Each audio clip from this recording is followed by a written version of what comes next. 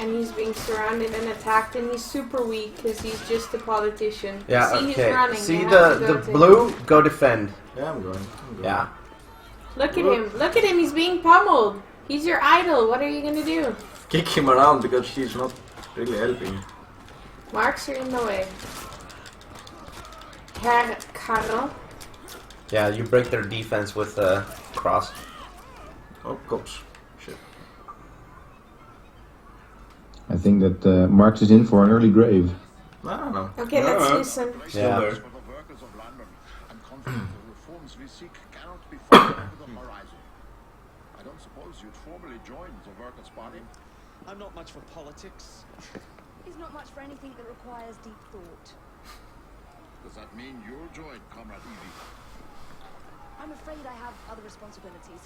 Honorary memberships, perhaps? You don't give up, do you? We seem to have that in common.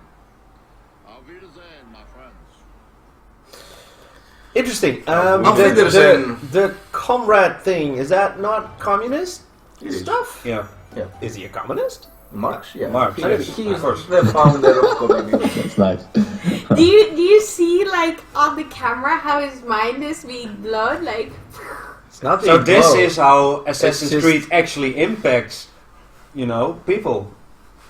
Starts to think about things. I just didn't know.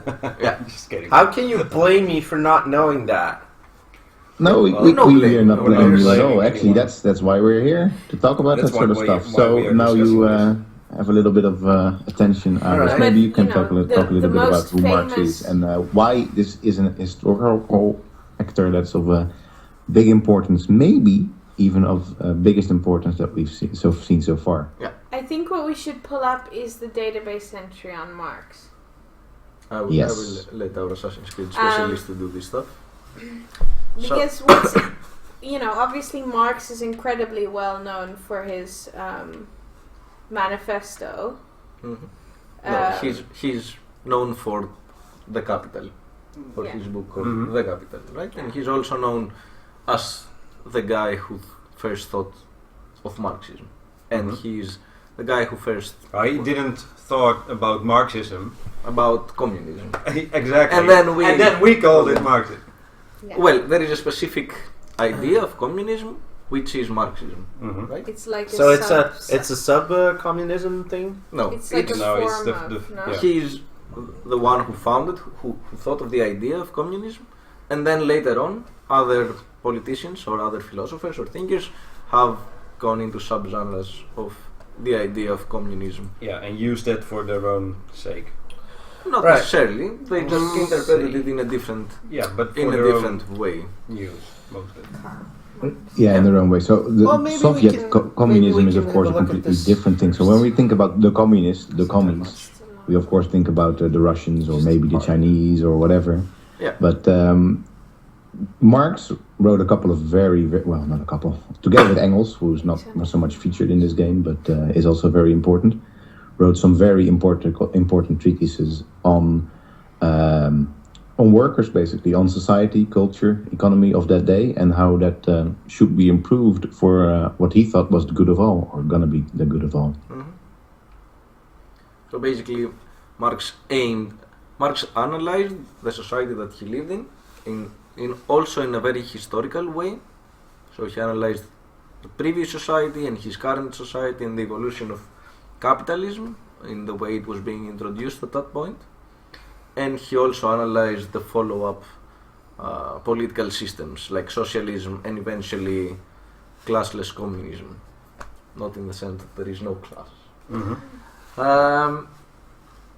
So by default, when we're talking about communism, it's especially in the States, but also in Europe, nowadays it's a very controversial topic. Here, I don't think it is being, besides the Communist Manifesto, during the quest, it doesn't say anything about communism, right? No, the word actually in this whole speech, if you read the transcript, the word communism or communist is not mentioned once. No, But it makes sense because this is just his initial idea, right? Yeah. Propaganding this, and maybe it wasn't even coined communist. No, in that that's- but way. it's called Communist Manifesto, and as we've seen on the screens, was released in 1848, and if we play this game in 1860s, Yeah. then by then communism was already an established term. Not only communism, but anarchism and all these kind of terms, socialism, etc. Maybe he was just trying to, I don't know, move his teachings to London. No, but what I think, But let's what not I think get might too be- bogged down in sort of the history of Marxist theory. I think the Because, game. let's talk a bit more about Marx here in the game. No, but Angus, I think this is important because obviously Ubisoft evidently chose to not use the word communist Yeah. here, while it was Exactly. already according to ours, an established theme and an established idea. So why didn't they use the word? Maybe Oh, sure, because has to do I with- guess that it's a very politically laden term. Yeah, you know, maybe especially if you it's want to sell because, games in like- America, you don't want to be a communist. religious and heavily laden terms like politic or terms used in politics. Maybe they want to avoid that type of controversy or I mean, that's the obviously thing. because it's almost painfully evident that they really chose to not use the word here. no.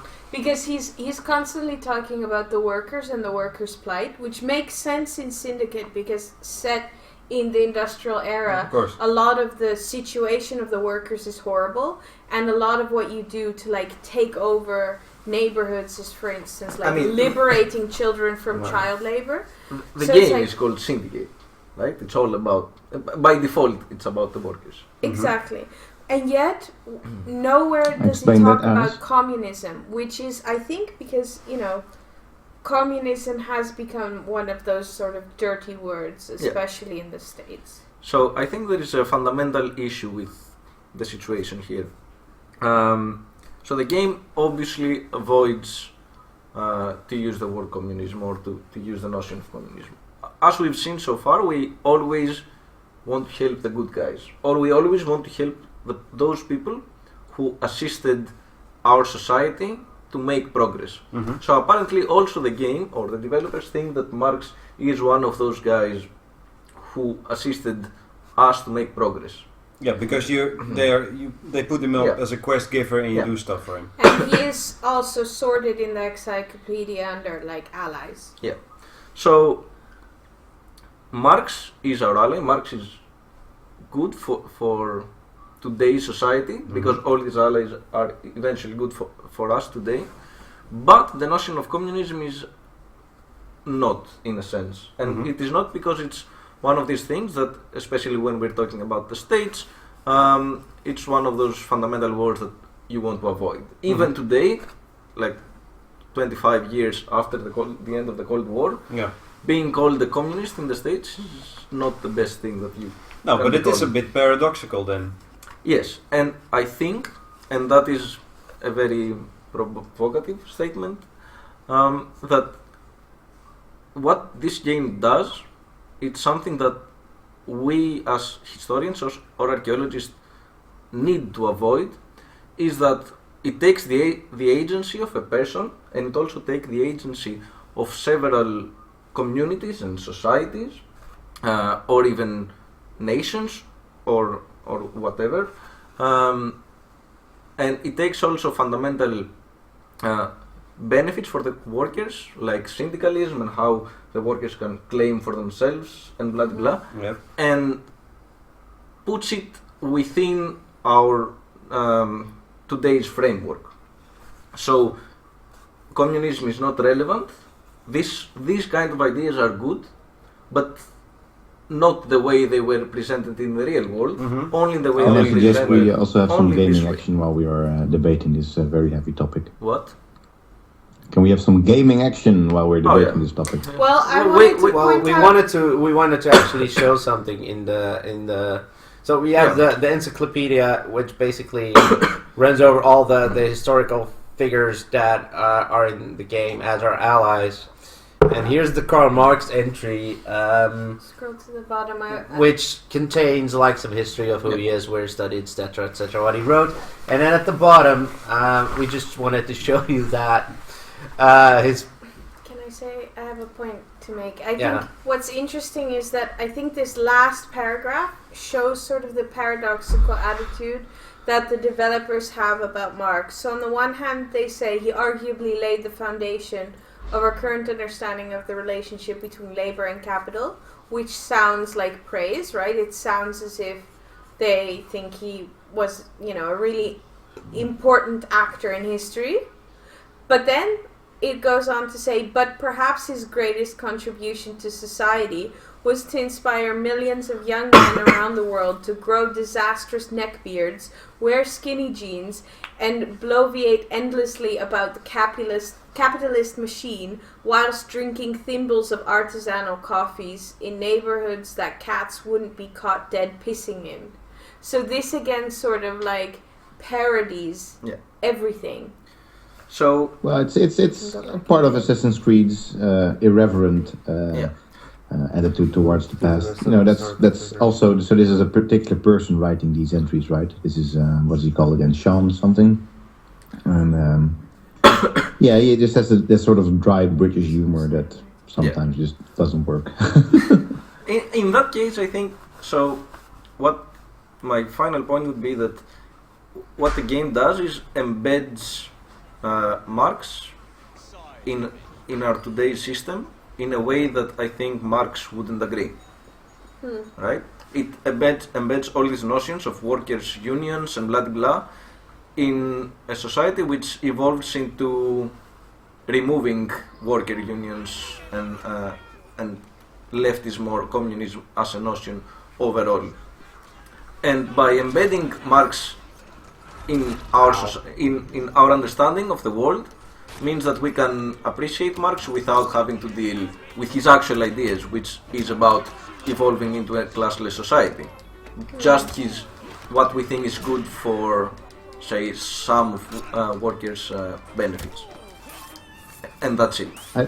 I think it's very interesting that you say that Marx wouldn't agree, because I think that if he was very, very honest about his own views on individual agency, he would agree with this a little bit, or at least he would see that it's unavoidable. So Marx didn't really write much about the topic of individualism or agency, of course, because agency is one of those new terms that has only been coined very recently by social scientists, or at least in its particular use.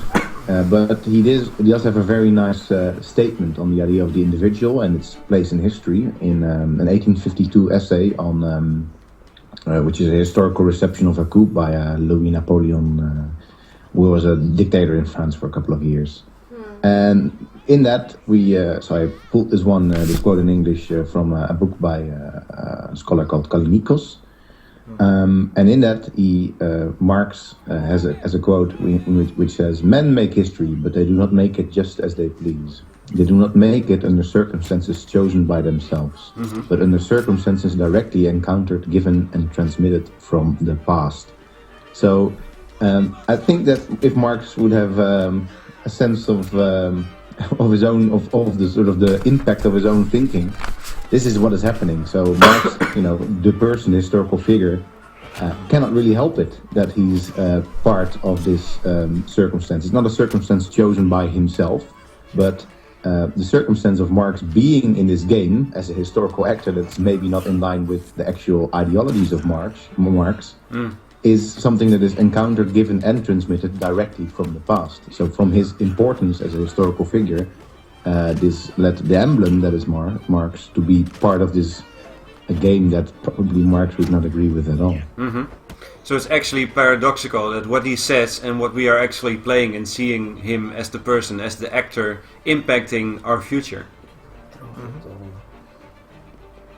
In what sense it's paradoxical? Because he just said, like you quoted him, that a person can actually make difference for the future or for society, but not as he wishes, right? Because it's because it's like influenced by the world and by society and by just in general how life works. But actually, as we see it now, as we see him as an actor actually making changes to the future and to civilization and to our actual thinking. No, but that's something that he did, and it's what he said, what he means about men make history but they don't make it as they wish. It's some sort of So But that's, in my opinion, it's exactly what he is doing. yes, but he understood history in a very causal way, right? That he also understood history in a way of eventuality, that things will happen eventually. Of course, you need to act to do them. He didn't suppose that they will happen just by themselves. No, it was like a stream of things happening, which then. But yeah, so he understood capitalism as a step of progress towards socialism, and socialism as a step of progress towards communism. In order for capitalism to evolve or to change into socialism, of course, workers had to take action, and this action has to be ignited somehow. Yeah. So that's basically what he was doing, and then he, based on this idea, on the idea that you don't make it as you please, but you need to take into account the circumstances. Yeah. He was not always in favor of, say, a violent revolution, and that's why he supported the Communist Party of Germany to take part into the elections, which turned out not to be the best idea, probably. And that's something that many communist parties. Understatement of the year. Yeah, exactly. So many communist parties have followed that logic through our previous century. No, but still, without him being there as an actual actor in history, this might not have happened. No, because he probably was not. actually the actor of change there. He was the guy in like maybe 30, 40 years who made this happen. No, but it was all these. He was rarely acting alone. He was always acting with unions. He was always acting with the communes and stuff like that. I don't think that Marx says that we have no impact on history. So there's not no at all. agency for individuals. No, but The reality is that simply we will not know what that agency will be. I think that's more or less what the and we also do not really have a choice what that agency will be. So Yeah, in that sense, in a sense, I the think thing that of he the would choice be- is important as he well. could hardly complain about him being part of this game if he was, transported to our age in time, because this is like, and it's literally the way it is. He doesn't have a choice of how he is in this game, and that's No.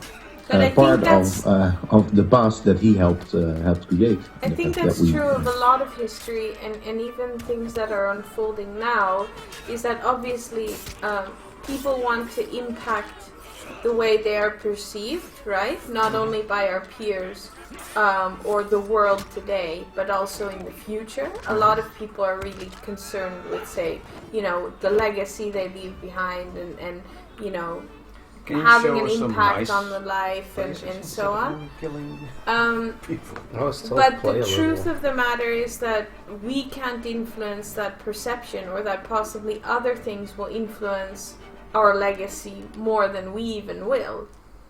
Which is why, certain people who have made great achievements in life are,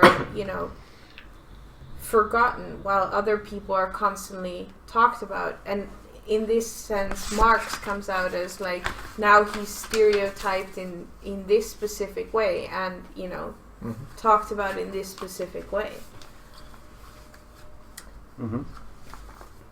But I still think that, because we also need to talk about the game. I still think that the game kind of embeds Marx in something that it's not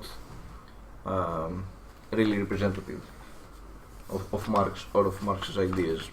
So in this game we don't see workers' unions, besides the fact that we help them or we help workers, which is good because we think that workers should have some rights and not the rights that they had at that point, the mid of the 19th century. But our ideas, our actions are not as radical as, for example, Marx would want for the worker unions to be. Or in this game we do not see the actions of workers, how exactly these workers try to change the situation for themselves. We do not see actual revolutions, we do not see actual uprisings. In contrast to, of course, the previous game, Unity. Yeah. Yeah, but you do see something of the conditions of the workers, right? You go into factories and there's children standing at like textile looms and a lot of like the sort of interesting facts that come up on the long loading screens have to do with, you know, how life was back then and so on. No, but the game could have easily been more about, less about you and how you as an individual actor help all the workers, because it's fundamentally good to help the workers without explaining exactly why. Something which could have been done if Marx was introduced more properly and in a more coherent way. And you could have actually seen these processes, the processes of workers fighting for their rights and changing the situation for themselves. I have to if say, it was less focused on you and it was more like... Yeah, but I that's have to also say because you it's a do- side quest, right? I have to say though that you do see changes in neighborhoods. So the way the game works is that you have to take over control over the neighborhoods, and partially you do that by, like, you know, killing the enemy gang and putting in your own gang. But at the same time, you also gain control by, for instance, these child liberation missions. And when you've like 100% completed an area, you also see that life in the street is different. So children are playing in the streets or playing football or whatever. Like, they're not in factories working. So there's, in that way, you see some effect of your actions that are related to, like, these poor working conditions of the industrial era. Yeah, but what I'm saying in is the game, but it's very limited. what I'm saying is that you see the consequences of your actions, but apparently, if you weren't there, workers or whatever do not have the ability to do it for themselves. No, that's so the game doesn't embed you with the workers. It's a top-down approach. You help the workers. The workers cannot. The people are themselves. sheep that you're guiding around as an your point. assassin. And I think that is one of the things that could have changed, and it would be closer to how Marx or how more if it were more leftist developers, I don't know, or if it was someone who wanted to present the game that way and it wasn't not But not how focused would you on make you. a game like that? Yeah, because it's inherent to the type of game that Assassin's Creed is. Yeah, but Well, not completely. I mean, Unity last year, there was a revolution going on, regardless of you, basically. You were just as an assassin trying to work your way around a revolution. So the revolution was happening, but here you're trying to make the influence revolution happen, which apparently doesn't, happen out of its own volition because people are apparently sheep. Very interesting contradiction there. But maybe we should move on to let's the move next on to the next actor and our final actor for Glitch. tonight. Yeah, And we wrap Glitch. this sort We'll of stuff talk up in about the it. final conclusion. Yes, glitch. What? Glitch. One of the 10 items that I still have to collect my platinum has just appeared on the map by just randomly running around, which is the only way I could find it. Oh. So this And is it's that So- double genuinely exciting. Yeah, so we're just For going me. to pick this up. So Meanwhile- the next mission It's a Florence. is with Florence Florence Nightingale, Nightingale. right? Yes. That we selected that we replay. So I found Who the hell is Florence Nightingale? Yeah, that was kind of my first thought because so I didn't play through Syndicate obviously, but I spent way too many hours watching Vincent play through the entire game. So we played through all the missions together, which I found fascinating. And some characters you recognize, and Florence was one of those that I saw and was like, who is she? So we did some research, and she was actually a really leading figure, not only as a woman, but in general for the field of medicine. So, we have an inventor, we have a politician, we have a scientist, now we have a doctor. Feminist. A feminist doctor, I suppose you could call her. Mm-hmm. And she was very instrumental in, she wrote a book as well on nursing. What I found interesting was that she'd gotten famous initially for taking care of wounded soldiers as part of the Crimean War. So she was actually treating soldiers and trying to reduce their horrible death tolls. Can you go there? Yep. And so she's kind of being placed into this game as, you know, as we had Darwin, who's like for scientific progress, she's kind of doing that for specifically for the field of medicine.